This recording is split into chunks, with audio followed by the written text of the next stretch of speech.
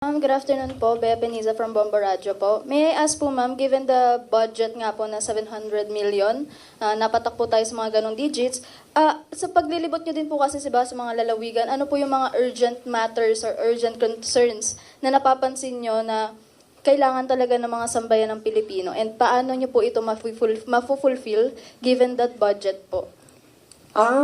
Ang Office of the Vice President naman kasi it's complementary yung mga projects namin sa iba't ibang departments ng gobyerno. Meron kaming tally dito sa Office of the Vice President kung gaano kadami yung mga nag-a-access ng projects at ano yung mga projects na ina-access nila.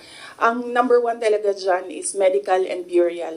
Makikita niyo yan sa lahat ng mga bill sa hospital, laging kulang yung pambayad ng mga relatives ng pasyente.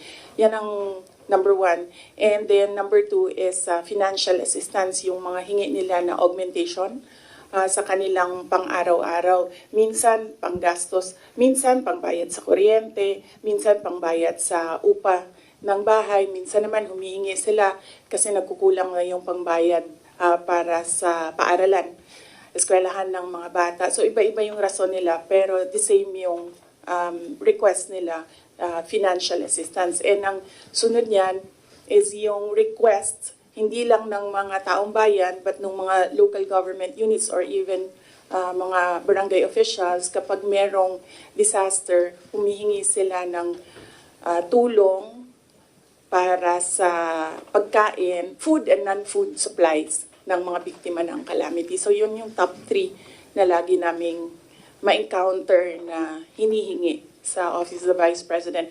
In fact, hindi lang yan sa OVP kasi nung mayor ako, halos the same yung requests ng mga tao.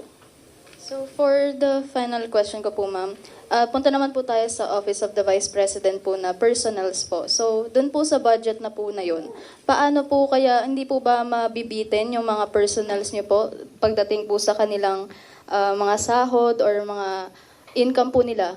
Hindi naman po ba sila mabibitin given that budget po? Or may mga benefits pa po ba rin silang matatanggap with that budget? Yun po ma'am. Yes, oo. Kasi ang unang-unang ginagawa ng budget is pinupondohan niya yung obligations ng gobyerno. Kapag permanent employee ka, obligation ng gobyerno lahat ng bayad sa iyo, hindi lang yung sahod at iba, kasali na yung iba pang benefits. So yan, hindi yan siya pwede tanggalin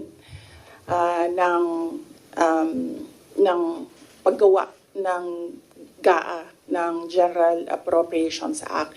So on that point, kung mawawalan ba sila ng sweldo at benepisyo, hindi. Kasi obligation yan ng government sa employees ng government. It's not the same for those na contracts or hindi sila employees ng government. Hindi guaranteed yung budget para sa kanila. Thank you very much po ma'am.